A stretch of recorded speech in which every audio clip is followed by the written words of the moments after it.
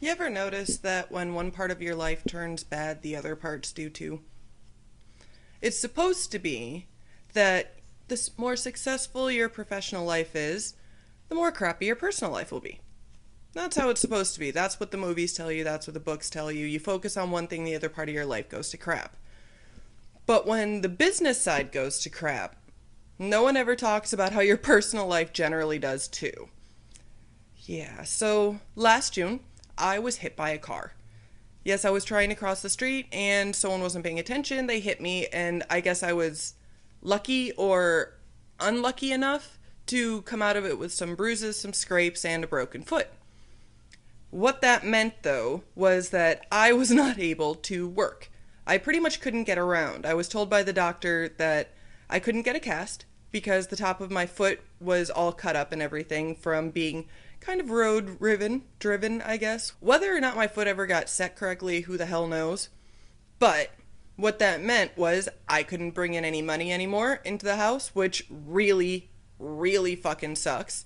Because how the hell are you supposed to survive if you don't have any money? And before we get any comments about this, you were hit by a car, you should get a whole ton of money from the insurance company. Yeah, in theory, you should. In theory. But try and get an insurance company to actually pay you out. Good luck on that one. I couldn't work. I couldn't go out to meetings. That was a huge, huge fucking factor. Because we were just starting with a ton of meetings. We wanted to get the film actually shot before the... Well, technically we wanted it done now. We wanted to have the film shot right now. We had to postpone everything. And part of it was the foot. I couldn't meet up with people. I couldn't be, as a fellow producer, actually show and do what I'm supposed to do. I'm on the computer. I'm on the phone, but people didn't see me for, 4 or 5 months? I have officially gotten cleared to be able to wear normal shoes. Normal shoes. Whatever. Except, if I want to get cast and stuff, 90% of what I was doing required me to wear heels. People want you to look like a girl. And heels, apparently, on screen in Hollywood means you're a girl. If you're wearing flats, you're anyone else. Which meant I wasn't getting any work after I was cleared to be able to wear normal shoes. I'm now in the position where after the new year, things have gotten a little better. We have been able to do more meetings with people. Holidays are over. They're back in town. They can finally meet us all in person. We're starting to get a roll of things. And on top of that, for about the past 3 weeks, I got super fucking lucky on getting like 3 or 4 gigs a week, which I know that sounds like nothing for normal people who have like a 9 to 5 job. Like, ooh, you work 3 or 4 days out of the week, must be fucking rough. Well, you know, when you have no job, anything is great. That's how that fucking goes. And yeah, I'm swearing a lot today because I'm feeling a little fucking stressed. Yeah, that's the best way to say it. I'm feeling stressed right now. And I don't know how to show it. That is exactly how I feel. I think me not being able to show it, that was the universe saying, I'll do it for you. For the past 3 weeks, I was actually getting gigs.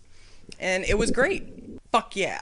I was working pretty much in the morning. I would be doing emails, doing follow-ups with the cast, with anything production-wise, with the venue where we want to be able to have our tournament, all of that fun stuff.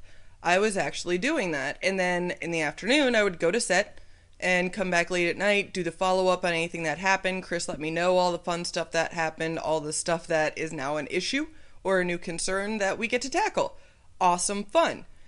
So it was busy for me for 3 weeks, and I actually like being busy. For a person who doesn't work that often, getting work feels nice. And yeah, it's because I didn't have a steady job where 4 months straight of doing the exact same thing, I'm tired of it. That's the fun about doing gigs. It's just a short thing, and it's always fun as new people. And I thought that the money that I was bringing in, we could put aside for bills and rent. That's what I want to do. Because it's hit and miss when we're going to be able to pay shit. And that's the truth of it. How does everyone like that? For once, someone is saying, I'm not just poor, I'm actually worrisome amount of poor, where I don't know if my rent is getting paid every month, if my bills are getting paid, because I'll tell you what, they're overdue. They are overdue. I mean, damn, LA DWP must be so fucking happy every couple of months when I put in a little bit of money, just enough to make sure they don't turn me off. That's how this goes. I made money for a couple of weeks. The problem with making money in LA is it's like the universe knows you suddenly have money because shit comes up where you have to spend it and not on what you wanted to spend it on. We have friends out here that we barely ever see because we are hermits to our environment, to what we've created. In order to get shit done, you gotta hustle, and a lot of hustling is on the computer and on the phone and not actually in person because everyone's busy. So we stay inside a lot where there is internet. Blah, I hate internet. I hate it. It's taken over my frickin' life.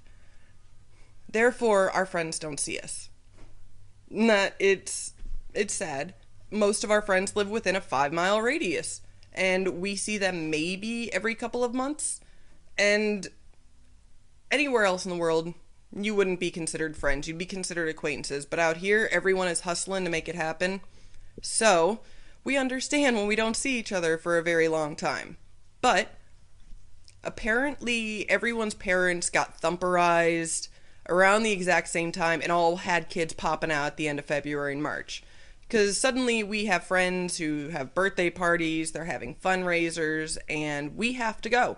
If you expect someone to give you help, to show you support, to even give a shit about you, you have to show a little bit of that back. And therefore, we lucked out, I guess, is a good way of looking at it, is the positive way that I should look at it, that we had money to be able to go to these birthday parties and to a big fundraising event. We are going out, we are doing these things, and I, like any other woman, although I am a major tomboy, you can see that by pretty much any video. I am a jeans and t-shirt kind of girl. On occasion, Chris reminds me I'm supposed to look like a girl, so I try and show that I have boobs. Yes, there you go, everyone, I have boobs. There you go. But that's about the most I can do girly, except when we're supposed to go out to things, I have the clothes. I can do it where I get dressed up, I do my hair, I do my makeup, and I wear a very tight short dress that shows the boob, all the LA look you're supposed to have. That's what it is. I can do it, except I can't wear heels, which means I honestly can't wear any of the clothes I'm supposed to wear to go out to look like an LA woman. Look like a woman, in fact. No, I go out and I have to wear flats. Flats. Sexy flats. No such thing as sexy flats, especially because I still have scars from the cuts on my feet. Yeah, awesome. So sandals, not sexy. It's not like my toes are all, but still, like, cuts, scars, not. So I am stuck doing the church look, which is pants and a nice top and loafery flats. Disgusting. That's what that is. It's not appealing. It looks like it came out of a fucking office, while everyone else looks like they're ready to have a good time. Right off the bat, every event we go to where you're supposed to look nice, I already feel less than. There you go. I feel like less than a woman because I don't look like I know I should. And I think it affects how I interact with people. Granted, I do have to use my personality and my sense of humor a whole lot more because I'm not eye candy like everyone else, like all the other blessed women at the party. I have to then be funny and witty and sarcastic, and that's fine. People know I have a personality, but no one ever thinks I'm the pretty one. So besides my ego not being fed and me being a selfish, stereotypical girl on occasions, there comes the mom side of me, or at least the side that my mom always taught me, which is to worry about paying for everything. And when people have parties out here, when they have fundraisers, they don't pick the local little dive bar. They make a thing of it. It's a fun night. It's a big deal. So people want to go swanky restaurants and bars and clubs, and that brings in the whole cost problem. Yeah, I had made money, but it was like each week I made money, we had an event that weekend. And we have to pay for transportation because we metro it, people. Fuck yeah, guess who sold their cars to pay for their last film? So we get to metro, which means paying. And then we have, of course, the drinks, which even at the cheapest place, you're not going to get a drink under about $10. So right off the bat, I'm already knocking at least 40 to 50 bucks at the beginning of the day, knowing that that's going to be gone and we have maybe an emergency 20, which means if anyone's getting snacks, if anyone wants food, we aren't in on that. We had these parties. We went to them. They were fun. We got to see everyone. Granted, by the end, by pretty much this Sunday, we were broker than broke. Like, if I go to the ATM, I can't get anything out. That's a good way of saying it. I have something in there. It's just not enough to even get a 20 out. Yeah. And this week was supposed to be just as busy. Like, I wanted it to be just as busy. I was really hoping this was the start to something. 1 gig. 1 gig, and it should have been a tip-off. By Sunday night, I should have been tipped off that shit's gonna go down this week. Tensions are raised, and pressure is on. We had our meeting with our crowdfunding management team about 2 weeks ago. They flew in to LA to see us. They got to check out the YouTube space. When we left, everything was very positive. Everything sounded like it's a go. We know what our next steps are. And it was left with us contacting the charities and the venues and getting our launch event scheduled and planned and going. Because if that's not happening, everything else isn't happening. The whole point is we want a big kickoff. We want an event. Suddenly, one of the people now has reservations. Reservations that were not brought up at the meeting, were not brought up over the past 10 months. We've been discussing this with them. And the reservations aren't even about us. That's the thing. The reservation is because they chose bad projects to work with before. That's what it boils down to.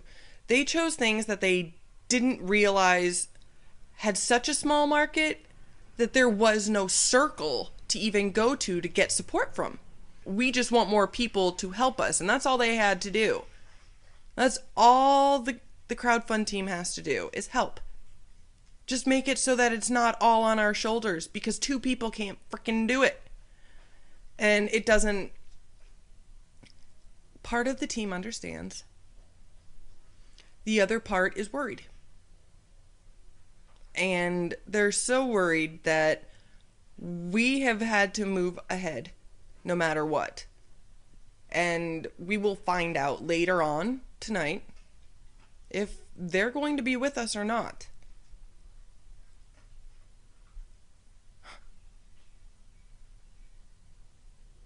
When things go bad on one side and they go shitty on the other, you're just left in the middle. And a pile of poo, wanting to cry.